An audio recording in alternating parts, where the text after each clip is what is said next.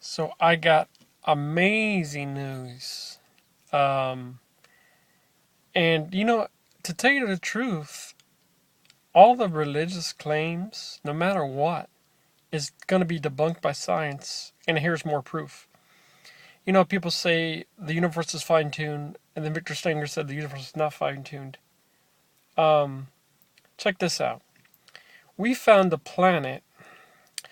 Not only that, there's about thousands of planets called exoplanets, way out of our solar system. We found a planet that resembles Earth. I mean, you can see the picture. It practically looks like Earth. It's got rocky mountains. It's got ocean. It's Now this is pretty amazing. This is a planet called Kepler 184 or something. I guess they named it since the Kepler telescope found it. This is very exciting. It's so far away though. Um, like I said, just because we went from Mars and we landed on Earth, um, and everything developed from there, and in the primordial soup, and um, the bacteria and the mutations and all animals, plants, and everything exists for billions of years. Um, this is exciting. This means this not only is this place habitable, it's just like Earth. It's a little bigger than Earth. This is really amazing. We can't reach it yet, but like I said, just because we landed on Earth, um, and people thought the number is so big it would have been impossible. Not necessarily. Once again, the number is not so big. It's a huge number, but not impossible, as Victor Stinger pointed out. It's not impossible. And once again, things are just not fine tuned in space and the universe. You got things popping in and out of existence, matter fighting with antimatter, dark energy fighting with each other. Um, it's really amazing how energy cannot be created nor destroyed. It's like I said, the universe created itself. I know it's so hard to comprehend, something out of nothing, but that's the way the universe works, folks. It's beyond our comprehension, but it's not beyond. It's not a supernatural entity that's just hanging there chilling out, or God, and of course where the God come from in regression. It's just the way the universe came to be. Now, it's possible that whatever you want to call it, pre-humans, pre-Martians, aliens, whatever you want to call it, had maybe something to do. And like I said, if, since we know how we came to be, how we came, and then there's um, different species that adapted through other natural means, perhaps new elements and new bacteria, then no God needed. Absolutely. Um, so this is very exciting. They said, well, in 50 years, it may not be possible to do interstellar transportation, um, faster than the speed of light. Now, 50 years is a long time. Now, I won't be around, but people who have kids of kids, their generation will be around. But there is another transport that's not interstellar. It's I forgot the other word. It's which is possible. That it's a quicker transport. Um, but being that said, you never know, right? I mean, we could have technology maybe. Well, people don't think we're gonna reach Type 2, Type 3 kind of galaxy planet. Let alone Type 1, and that might be true because we're way behind those movies that have that kind of technology, Star Wars and Star Trek. But it would really be nice to really visit that planet. I mean, just imagine. It'd be frightening too. The species, different life forms. Who knows what could kill us? At least, I mean, it's habitable. It's just that species, whatever they are.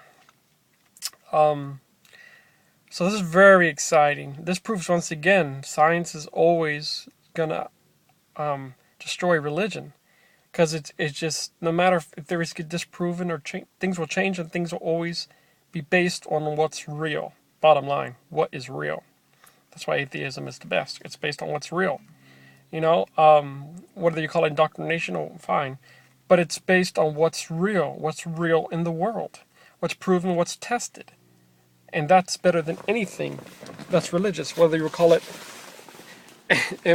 evangelical atheist or indoctrination, it's based on the real world, and that's the bottom line. Things that are based on real world is real. That's it. So this is very exciting. And we just found this. And they said there could be other planets. Let's hope we can have a planet that's even, that's closer, that's not light years away from our solar system, but their exoplanets are so far away. Just keep on staying tuned for science, folks. We might just find a planet that we might be able to live one day and explore. But even if we could go to another planet, it would be a big task. The funding, get all the people going through space. It'll cost probably a lot of money. But this is amazing news, folks. It's this shows that there's a planet that we could live on. It resembles Earth. I mean, it's maybe a little more rocky. It's got water. It's just a little bigger than Earth, and it's totally habitable. Amazing. This is amazing, folks. Look how far we've come. Universe from nothing. The cause of the Big Bang. Just about proven. Amazing indeed. Now who knows if there will be aliens? Maybe there might be just microscopic organisms. You never know. And they said everything will apply to the laws of science, even on other planets in chemistry. I heard the gravity is a little heavier there, so the gravity is different. So that's awesome. Truly amazing. And who knows? Just imagine another planet, a new world. If you ever see the movie, the Will Smith and Jaden Smith, you know how they're on another planet, and they're like running, and to tell you the truth, if there's another planet just like Earth, hell, Earth is like extraterrestrial in a way, because on other planets you probably have the same thing. You're gonna have forest, you're gonna have water, you're gonna have. We just have to build civilization there. Who knows? There could be already civilization there. Truly amazing. Like I said, the atheist approach is the best approach. It's better than deism. It's definitely better than theism. Because it goes back to the gods not always.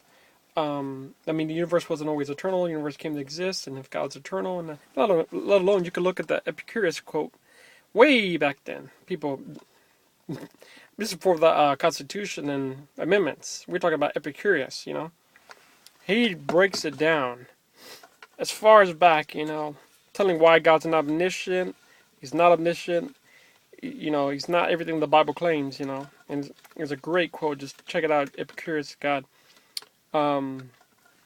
It's really amazing, folks. That's why there's no God, because there's no being ever going to come down, no God, no Jesus. It's just the way it is, folks. It's we're kind of on our own, man. But I think we should be so lucky, like that song says by Grip. We should be so lucky, to be where we are, and we could have lived all